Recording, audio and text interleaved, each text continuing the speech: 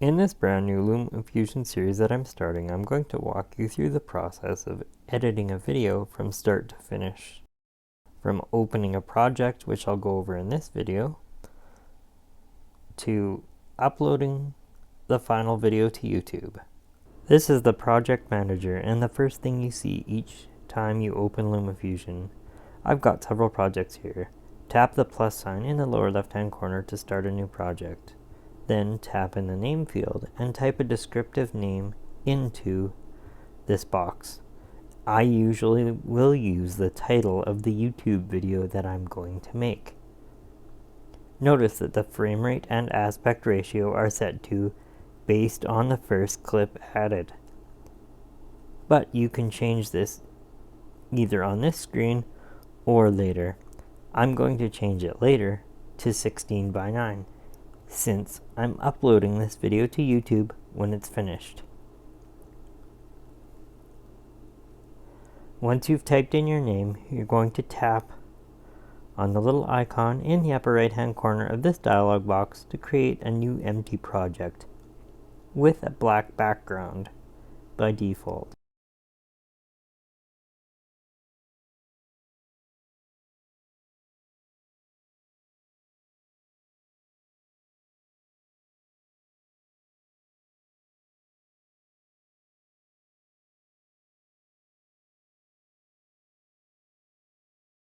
This is an empty project. The first thing I'll do is bring down some footage. Notice that although this footage was screen recorded from an iPhone, it looks like this because the project aspect ratio has been changed to 16:9. I'm going to show you a trick I've discovered for making sure that any images or graphics you add are the same length as your video clips. I'm going to go to my imported area and grab this image. This is my background image, and I need to make sure it's the same length, so I'll hold it over top of this video clip until I get this dialog box.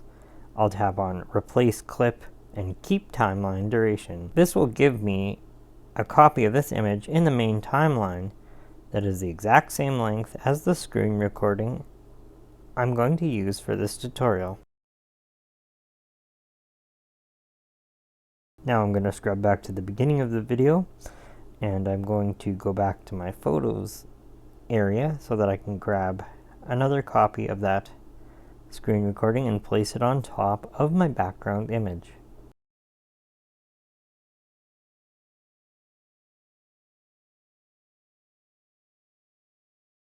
Then I'm going to double tap on the top clip, make sure frame and fit is selected, and then I will shrink this clip down so that the entire iPhone screen is visible. Now it looks like my iPhone is sitting on a table. Once I've got some footage in my timeline, the next thing I will do is cut it up. I'm going to move the playhead to about here. You can see the portion of the video where I started the screen recording, and I happen to have Twitter open at the time. Since this has nothing to do with the tutorial, I can remove it. I'll just tap the scissors and delete the first part of the footage. If you've got no clip selected when you make a cut, all the layers of the timeline will be cut. Next, let's add an iPhone frame to make this look like an actual iPhone sitting on a table.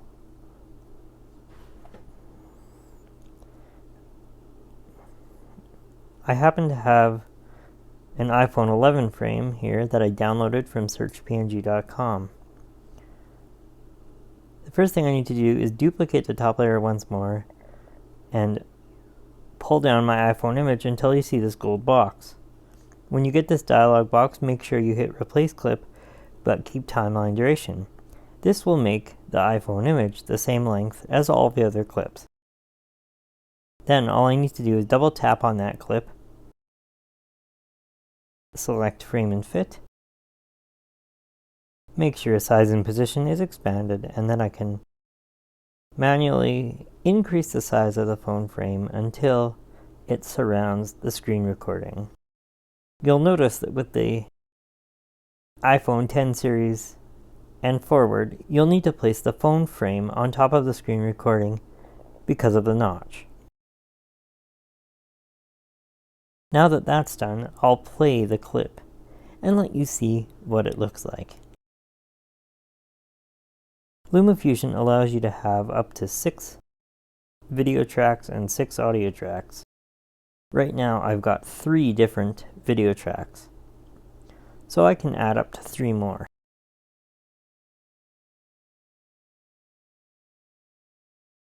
Notice as I'm playing the clip, it looks pretty good. This is all the footage I'm using for this tutorial, which is actually demonstrating the new way to save photos in Messages on iOS 15. Notice that the phone frame looks good and surrounds the clip.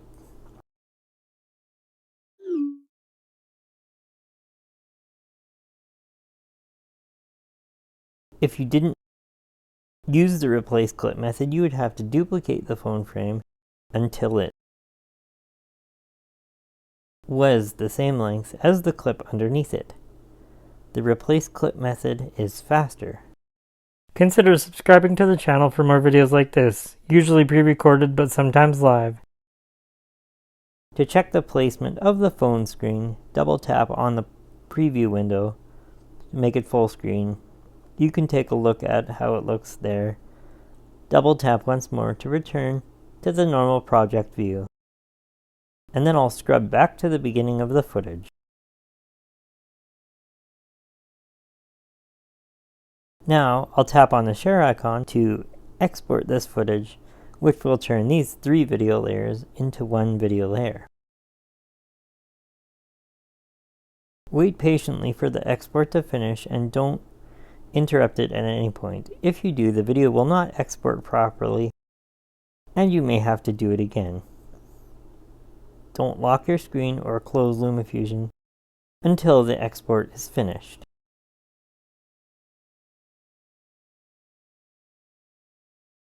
I'm just saving this to my camera roll.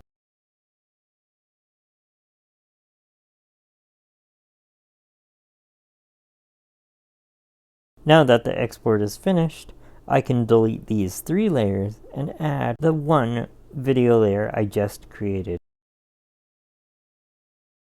I'll go back to my photos area, make sure all videos and photos is selected, and long press on this clip and bring it into the timeline. Join me next time when we'll go over some of the most important parts of the LumaFusion interface.